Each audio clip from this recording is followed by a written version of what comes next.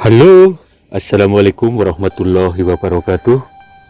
Sobat bonsai sekalian, penggemar atau pemirsa setia channel YPT TV Bumi Ayu. Pada video saya kali ini, saya akan melakukan perawatan rutin terhadap bonsai kelapa bercabang 2 milik saya. Sebenarnya perawatan rutin bonsai bercabang dengan bonsai kelapa normal sama saja, cuma untuk kelapa bercabang harus lebih hati-hati ketika melakukan sayat tapas atau membuang tapas, agar tidak mengenai atau menyayat atau bisa juga menyenggol tunas dari cabang yang di sebelahnya.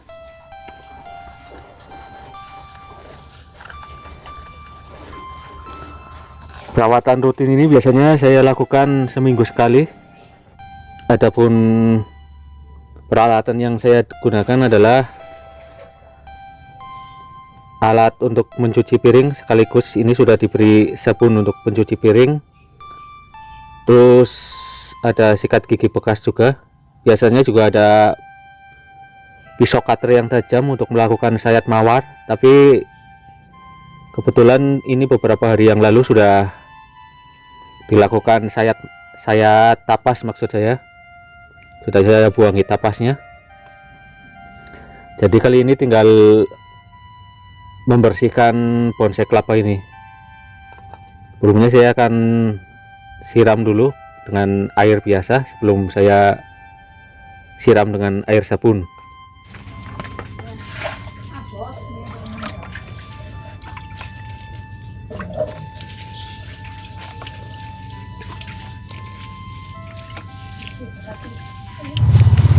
Setelah disiram dengan air biasa, langkah selanjutnya itu disiram dengan air busa dari sabun pencuci piring.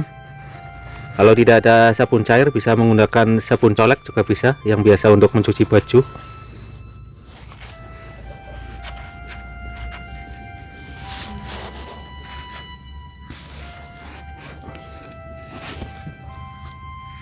Kemudian dilapkan sampai merata ke seluruh bagian dari bonsai kelapa. Sebaiknya melakukan perawatan ini adalah setelah atau sehabis disayat atau dibuangi tapasnya, bisa langsung dilakukan perawatan seperti ini, bertujuan untuk menghindari luka bekas sayatan terinfeksi jamur maupun penyakit lainnya seperti bakteri. Perawatan rutin dengan menggunakan air sabun ini untuk menghilangkan kutu putih atau kutu kebul yang kutunya bisa loncat-loncat itu. Karena dilakukan rutin seminggu sekali, maka kutu kebul biasanya enggan untuk kembali lagi.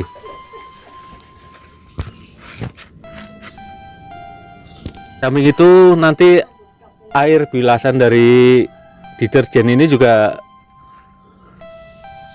bisa membuat cacing-cacing yang populasinya terlalu over di bawah akar, dengan sendirinya kan keluar dan meninggalkan pot ini, sehingga tidak mengganggu pertumbuhan dari bonsai kelapa kembar ini.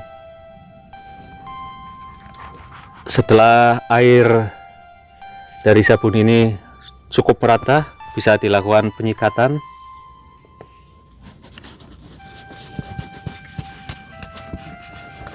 Menyikatnya pelan-pelan saja,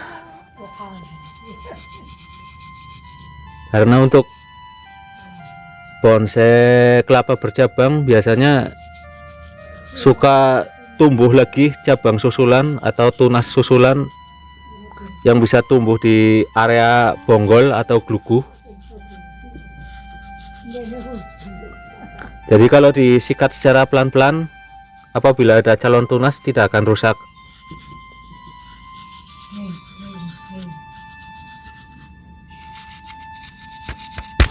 Tujuan penyikatan yaitu untuk menghilangkan lumut, dan juga biasanya ada telur dan larva dari kutu putih yang berada di sela-sela.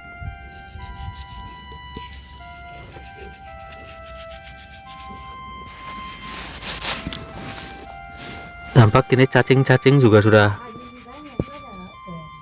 mulai keluar dari dalam tanah terkena air sabun ini. Jangan lupa bagian akar dan sela-sela akar juga harus disikat, karena biasanya banyak lumut dan jamur yang berkumpul di situ, di area yang lembab.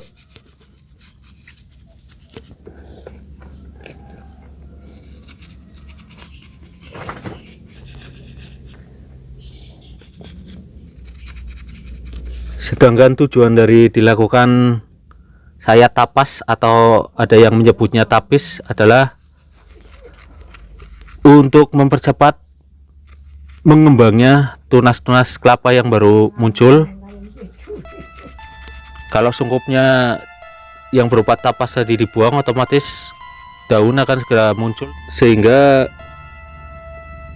tangkai daun nantinya tidak terlalu panjang,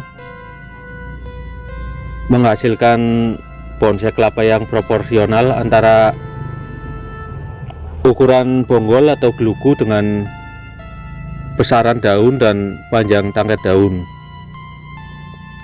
Sebab kalau tidak dikupas tapasnya atau sungkupnya, nanti biasanya daunnya akan tumbuh memanjang dengan tangkai yang panjang dan daun yang lebar, maka tidak sesuai dengan bentuk bonggolnya yang kecil. Manfaat selanjutnya dari mengupas atau membuang tapas adalah untuk mengurangi tempat berlindungnya penyakit serangga atau hama yang kebanyakan berupa kutu putih. Apabila masih ada telur atau kutu putih, biasanya yang tersisa bisa dilakukan pemberian cairan sabun ini, diulangi lagi setelah cairan yang pertama dibersihkan, dan selanjutnya tinggal didiamkan saja sekitar 5-10 menit. Dalam penyikatan cukup menyikat lumut yang menempel pada akar saja, sedangkan lumut yang berada di permukaan tanah sebaiknya tidak usah disikat, karena lumut juga membantu kesuburan tanah. Lapisan lumut yang mati di bawahnya berubah menjadi humus yang sangat subur.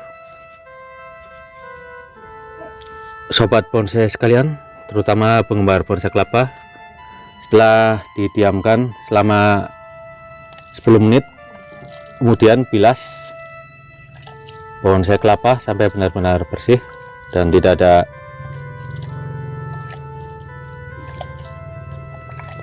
buih atau busa dari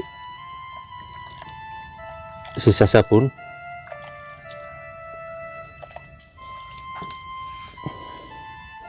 Langkah selanjutnya yaitu tinggal menjemurnya saja di bawah sinar matahari sekitar 1 jam.